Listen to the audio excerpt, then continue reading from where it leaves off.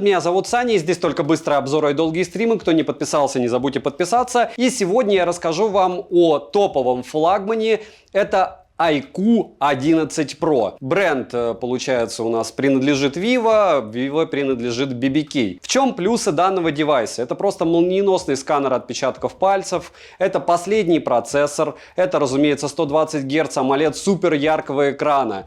iQOO позиционируется, в принципе, как бренд, который создан как игровые смартфоны, но выглядит он, разумеется, не как игровой. Что у него за плюсы? Разумеется, это то, что у него есть беспроводная зарядка, супербыстрая 200-ваттная зарядка. Он выбивает все максимальные баллы во всех тестах. Но все ли так хорошо у этого флагмана? Сегодня вы узнаете, потому что я сравню его по видео и фотовозможностям слегка с iPhone 11, чтобы ему, может быть, в каких-то моментах было стыдно. К сожалению или к счастью, рассказать есть о чем. Девайс более чем достойный, и если вы знаете, что такое iQOO, то вам будет интересно. Если не знаете, то тогда будет интересно вдвойне, потому что этот бренд делает просто нереально классные аппараты. И напоминаю, что один и тот же концерн BBK — это OnePlus, Oppo, Realme, Vivo, iQOO, и плюс-минус у них все на ColorOS похожие, да и вообще у них оболочки похожие. Но чем-то они отличаются. Почему мне хочется о нем рассказать? По мне, это один из самых быстрых интерфейсов, которые я только использовал.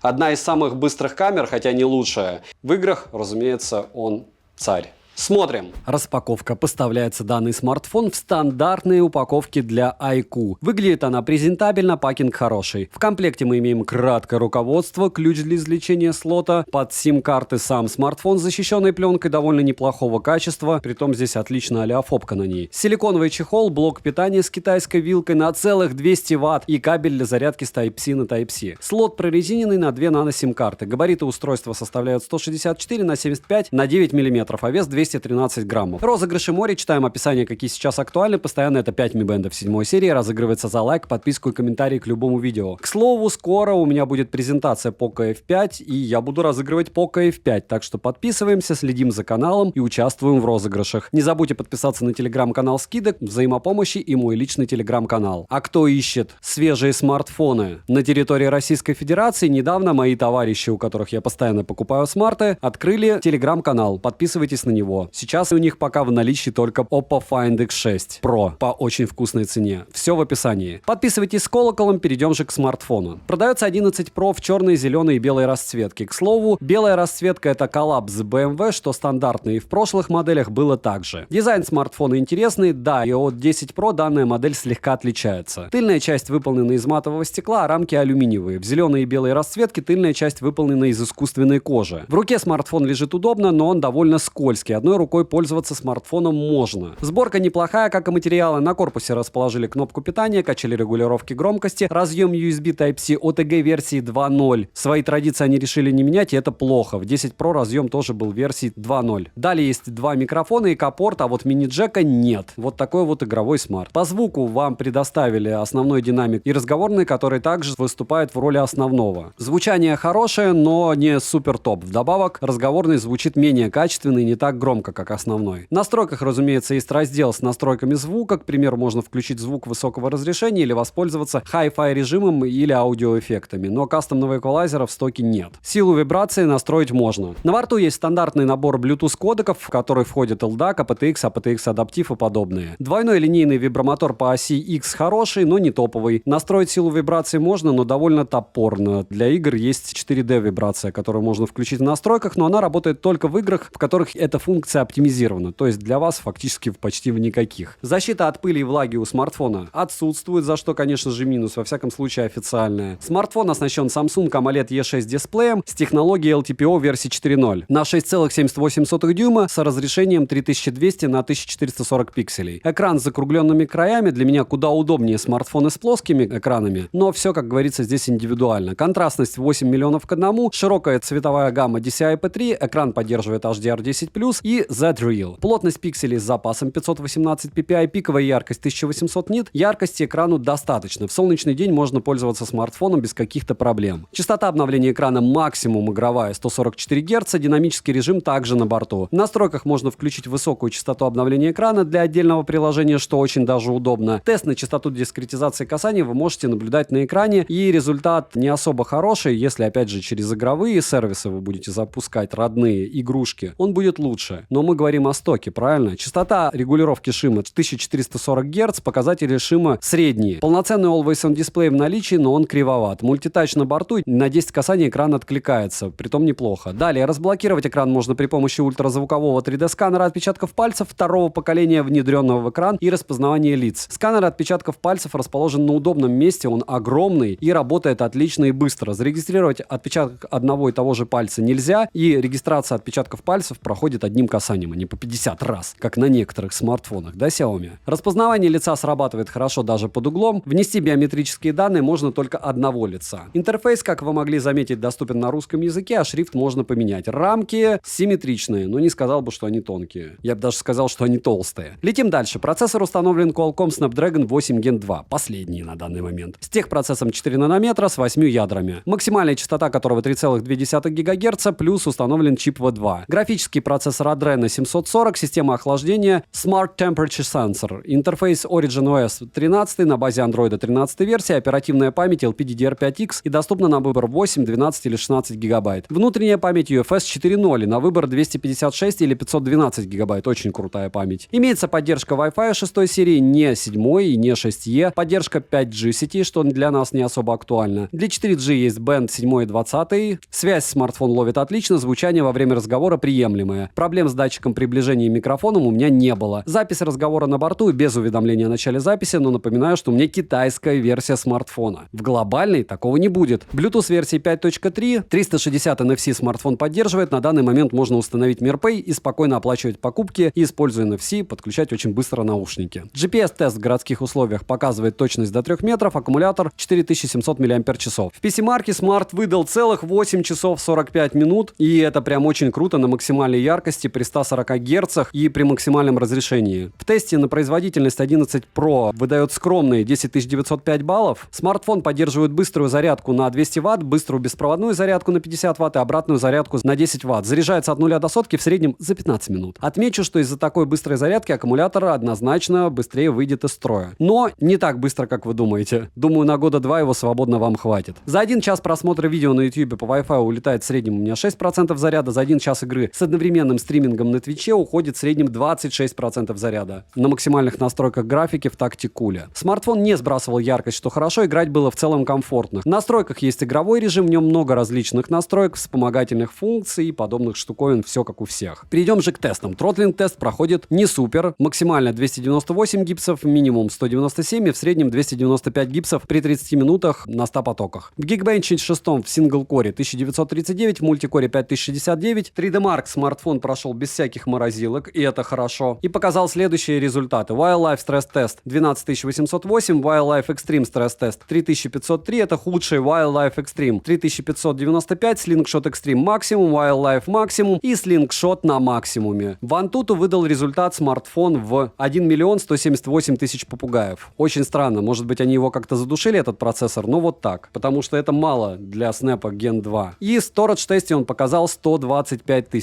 Стресс-тест прошел стандартно для данного процессора, довольно хорошо, хотя в данной реализации, если посмотреть на частоту ядер, диву даешься, потому что оптимизация, скажем прямо, хромает, то есть сброс очень часто происходит. Результаты теста искусственного интеллекта вы можете наблюдать на экране. Далее, основной блок камер с тыльной части состоит из 3 сенсоров, двойной LED-вспышки. Основной сенсор VCS Bionic Spectrum Sony IMX866 на 50 мегапикселей с оптической стабилизацией диафрагмой f1.75. Сверхширик на 50 мегапикселей с углом обзора в целые 150 градусов. Это космос, я вам скажу. И портретный сенсор Samsung ISOCELL FreeL6 на 13 мегапикселей. Запись видео доступна в максимальном разрешении с основного модуля 8К 30 FPS, 4К 60 FPS, разумеется, также на борту. Есть несколько режимов стабилизации видео, оптический и цифровой зум, HDR съемка, лазерная фокусировка, режим микрофильмов, снимки в движении и долгая выдержка, рыбий глаз и подобное. Фронтальный модуль на 16 мегапикселей, находится он по центру верхней части экрана в небольшом небольшом вырезе. Максимальное разрешение для съемки видео 1080p 30 fps. Короткие примеры видео вы сейчас в сравнении с iPhone 11 увидите. Плюс фото сравнение с iPhone 11. Исходники, большое количество фотографий я выложил уже в моем личном телеграм-канале. Всем, кому интересно, можете зайти посмотреть, скачать. Не так он и плохо снимает. Ну что же, IQOO 11 Pro против iPhone 11. И не считайте это унизительным или еще каким-то. Почему? Потому что iPhone 11 в каком-то смысле являлся эталонным по прорыву в плане видеосъемки. 4К 60 FPS. А почему прорывом? Потому что все, что было до него, оно снимало значительно хуже. И если говорить сейчас, допустим, об основной камере, то, разумеется, нам всегда необходимо понимать, лучше этот смарт снимает, чем смартфон, которому очень много лет, который уже очень сильно устал, или хуже. И вот сейчас IQOO 11 Pro против iPhone, который может, к слову, делать X3. И сейчас мы сравним еще на X3 у IQOO. Вот X3 IQOO. Картинка говорит сама за себя, при том, что каждый увидит свое. Почему свое? Потому что, допустим, для меня натуральные цвета намного на айфоне. Но опять же, это я на айфоне и смотрю, надо уже смотреть на большом мониторе. Исходники будут, как всегда, в моей телеге. Скачайте, кому нужно. Ну а в целом, если говорить о съемке с этих аппаратов днем, то по большому счету разницы вы особой, мне не кажется, что увидите. Может быть, вы и увидите. Но если смотреть на очертания зданий, то, конечно, iPhone сливает. Опять же, нужно смотреть. С другой стороны, я смотрю, что у iPhone меньше кроп. То есть он больше захватывает. А IQOO в этом смысле слегка нас обманывает. Ну, только слегка. Та же локация IQOO 11 Pro и iPhone. iPhone снимает в 4К 60 fps, а IQOO снимает в 1080p 30 fps. Вполне возможно, вам хватит и IQOO 1080p 30 fps. Но сравнивать из разряда 1080p там и там смысла нет. Почему? Потому что если один аппарат предлагает больше, а другой меньше, и один аппарат стоит в 3 раза дороже, то логично, что с него и требования другие. Всем, кому не нужна фронталка, хорошо. Рано или поздно кому-то будет нужна. Пусть вообще без фронталок тогда делают отдельные линейки, правильно? Я, кстати, не шучу. Понятно, что это производство отдельно дисплеев, но договорились бы, чтобы всем брендам один дисплей делали вообще без фронталки. Не под экранной, а просто без. Да? Так, ну что же, максимальное развлечение. Вот так вы сможете снимать с айфона процесс закидывания мылом вашего устройства или с IQOO 11 Pro. Как-то не очень хорошо получается у меня закидывание мылом, но хорошо получается съемка. Правда, я сам здесь мылю. Вот так маленькие объекты довольно громко, противно, скажем так, максимально неприятно, да, получится снимать. Так, ну и теперь процесс мойки, в принципе. Вот он пошел. Еще буду набывать с помощью другого смарта, но пока, чтобы вы могли оценить разницу между яблоком и IQOO. По-моему, у меня, кстати, на iPhone 11 так и не было обзора. Напишите, интересно ли вам. Вот так вы сможете промывать свои транспортные средства и параллельно рассказывать подписчикам, возможно, о каких-то особенностях разного типа процессов. Для меня все это цин-цин. Ну, за минуту я более-менее все смыл. Сейчас надо будет по второму разу еще, потому что, видите, еще он грязный.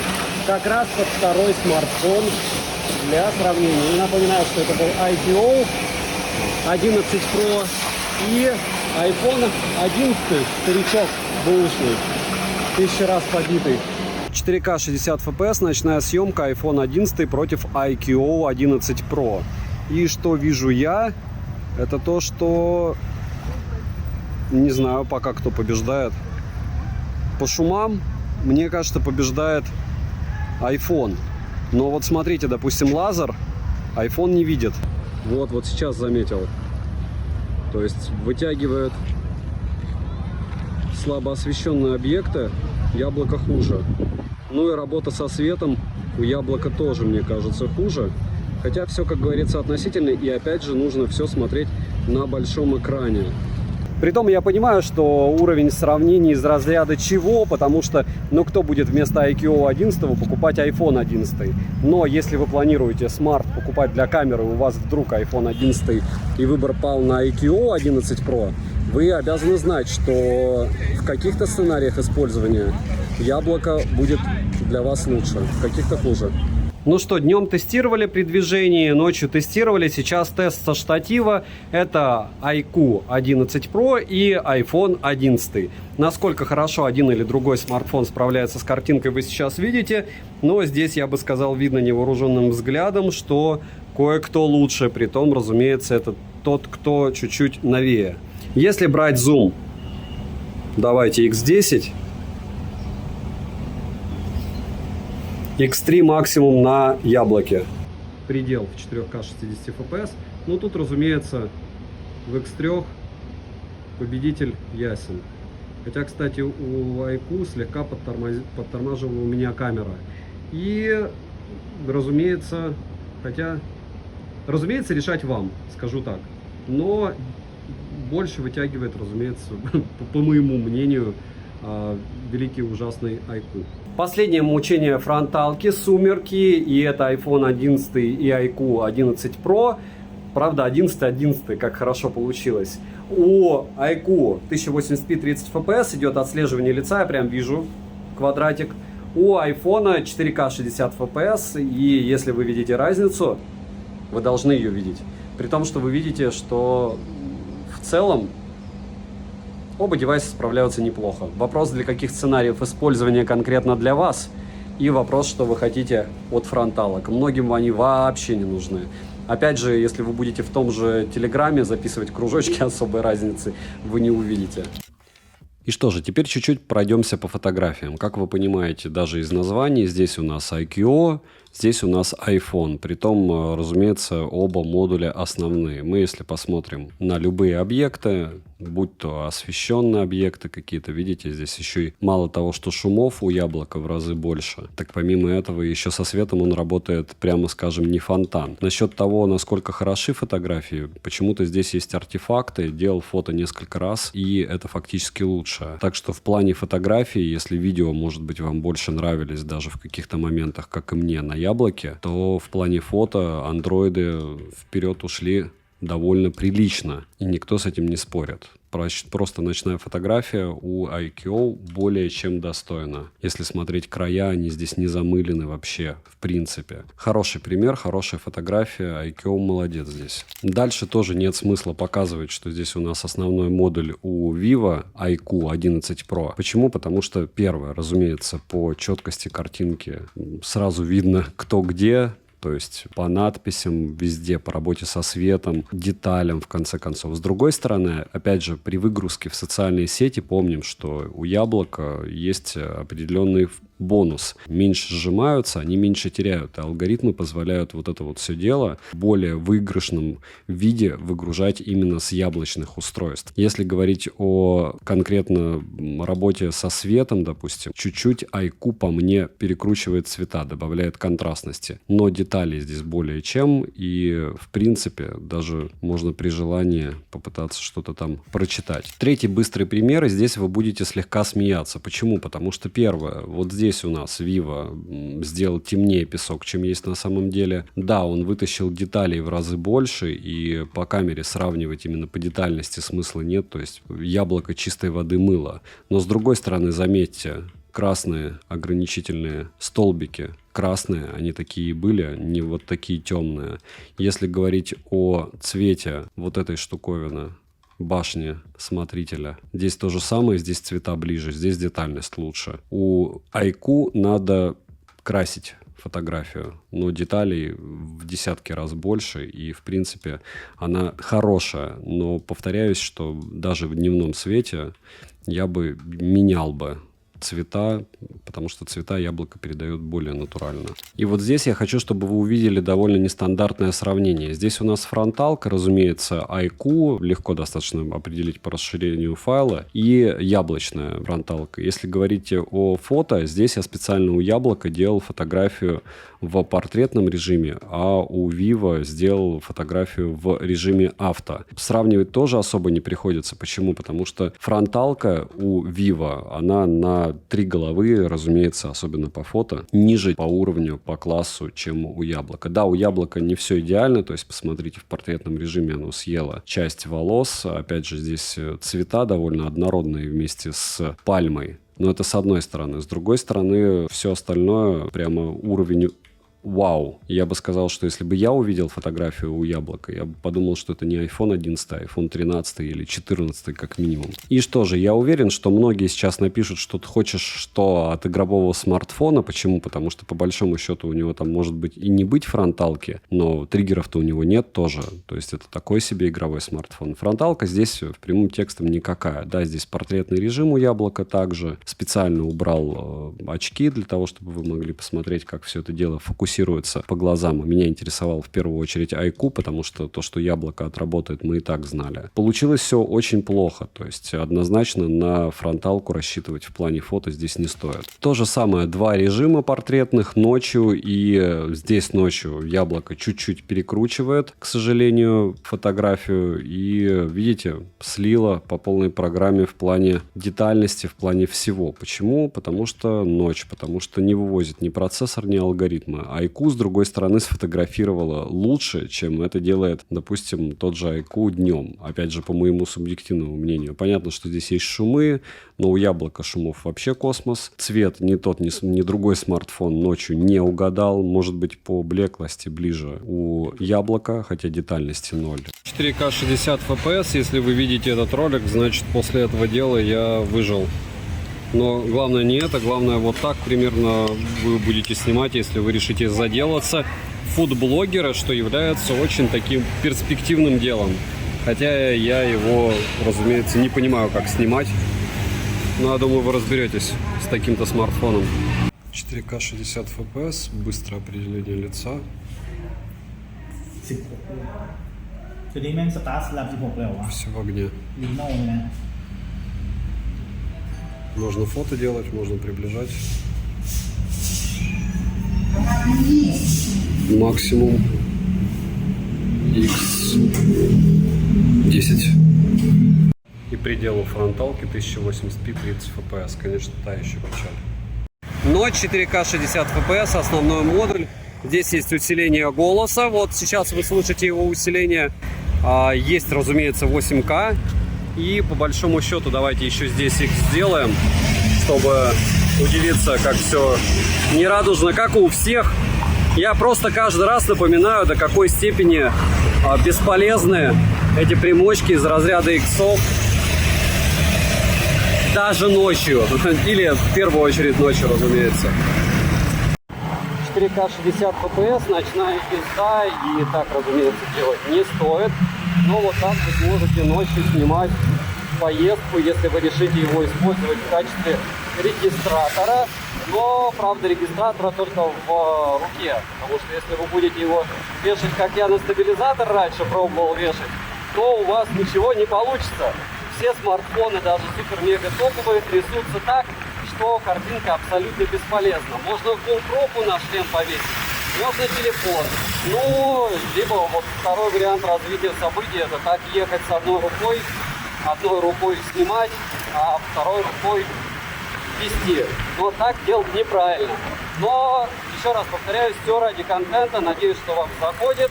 Ставим лайк, подписываемся, не забываем колокольчик. И если ролики закончились, значит тест провалился. Неудачно прошел, в общем.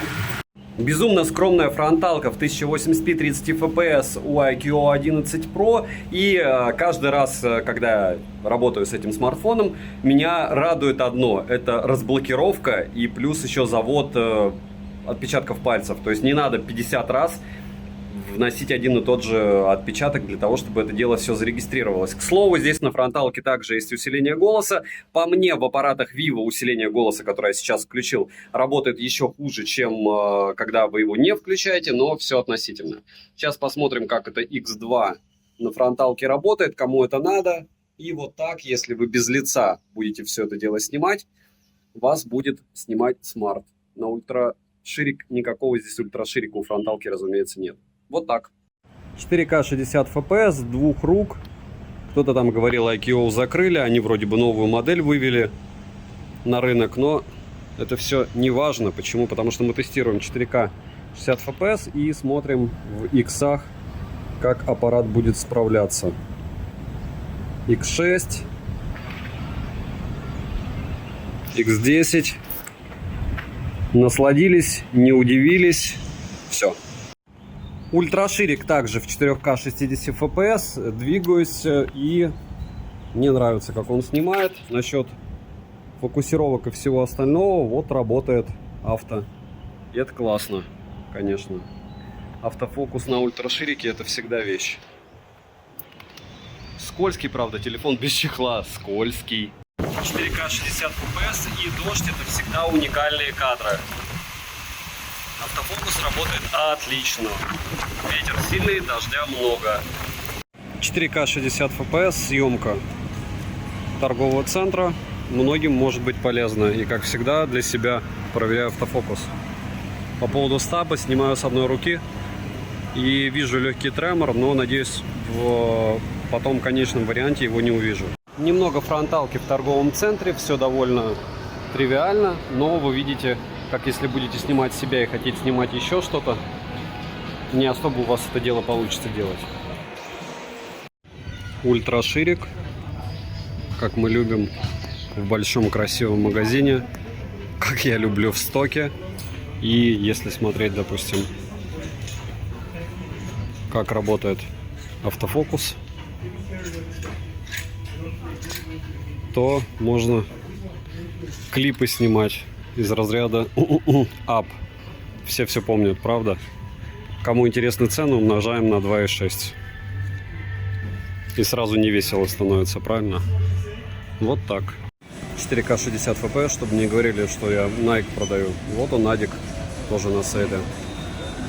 Только нет никого.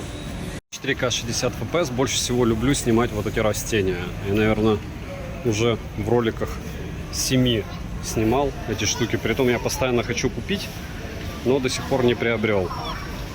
И, скажем так, это эпичный фейл. То, что я до сих пор ничего не приобрел.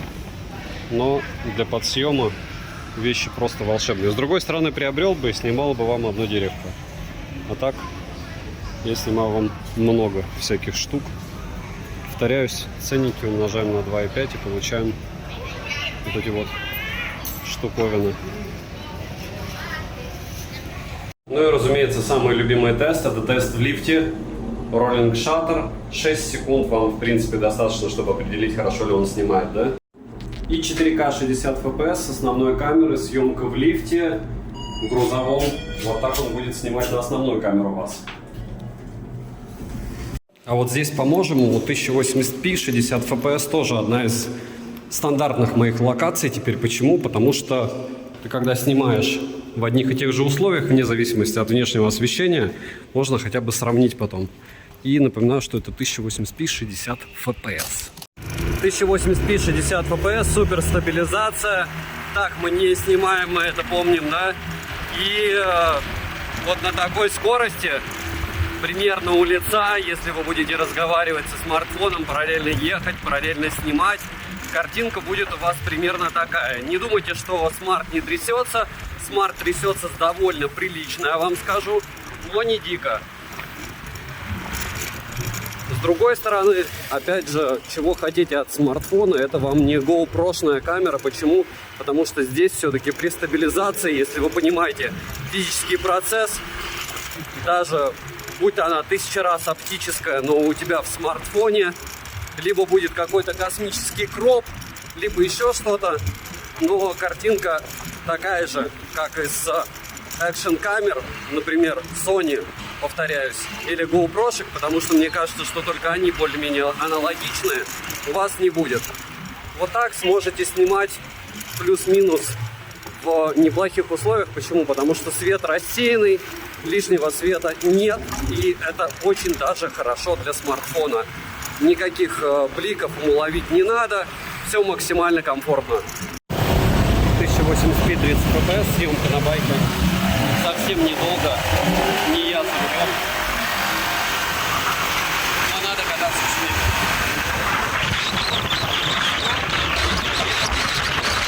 ними. 4К 60 fps для любого смарта это адская локация, потому что эти лампочки, они очень сильно не любят смарты. Но видите, наш фаворит справляется с автофокусом. Нет, нормально все с автофокусом. Единственное, да, сейчас не кромешная мгла. Надо еще в кромешной мгле проверить. 4К 60 fps, ультраширик. Вот такая съемка. Так, ну смотрите, здесь 4К 60 fps. Буду передвигаться быстро между полками, в первую очередь, потому что это интересно. Во всяком случае, мне так кажется, многим. Это, видите, такие ширмы продают, как в фильмах. Во вторую очередь, вы можете при очень противном освещении посмотреть, как отрабатывает данное устройство. Это IQ 11 Pro. Напоминаю, в 4К 60 fps. И любые объекты, будь то дерево. Ага, дерево как-то не очень. Или пластик. Пластик уже лучше. Как он будет передавать? Там, допустим, света много. Здесь, допустим, света мало. То есть мы движемся, где-то тени, где-то блики. И в целом, по мне, устройство отрабатывает неплохо. Хотя я вижу рывки. А вы тоже видите рывки? Напишите, пожалуйста. Надеюсь, вы не видите. То же самое место, фронталка, и нормально передает то, что я красный, потный, потому что здесь не работает кондиционер. Только, конечно, немного темнее, чем надо. Ну и ладно, как есть. Улица, съемка против света, вот туда, допустим, нельзя смотреть, вообще невозможно. И неплохо так справляется смартфон. Вот сейчас вообще солнце вышло, а противно.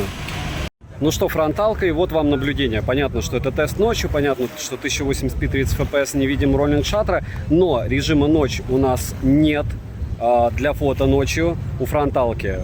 И режим обычный фото, основная камера понимает, что ночь, но он отличается и по качеству, и в принципе по скорости снимка. Если вы включаете на IQ 11 Pro обычный режим, ночью фото, он делает фото за 1 секунду. Если режим ночь, то секунды 3-4 и фотографии лучше.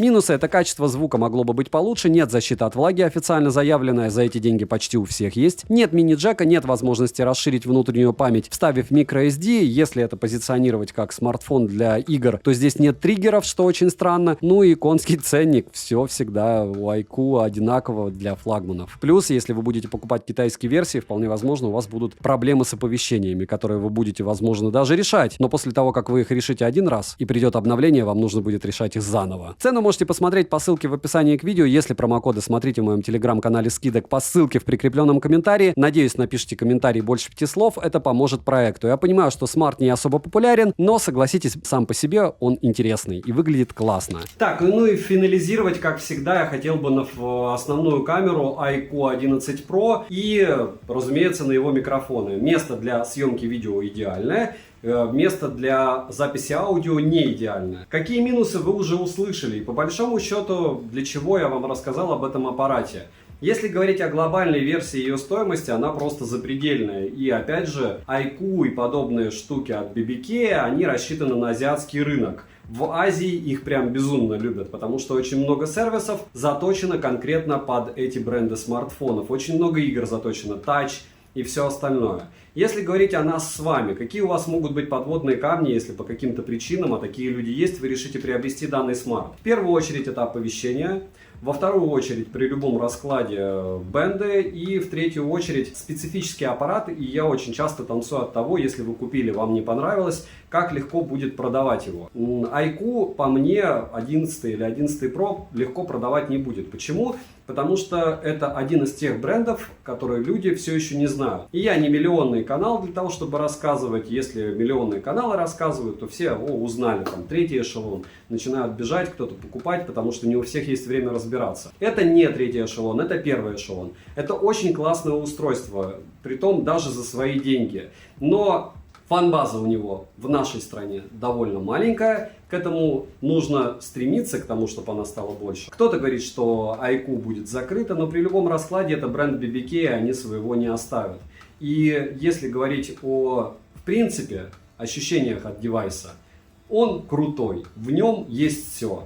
Рекомендовать его к покупке тем, кто знает, что такое iQOO, я могу, потому что есть iQOO Neo 7, Neo 7 SE, который у меня сейчас скоро будет тоже на обзоре, он у меня на руках.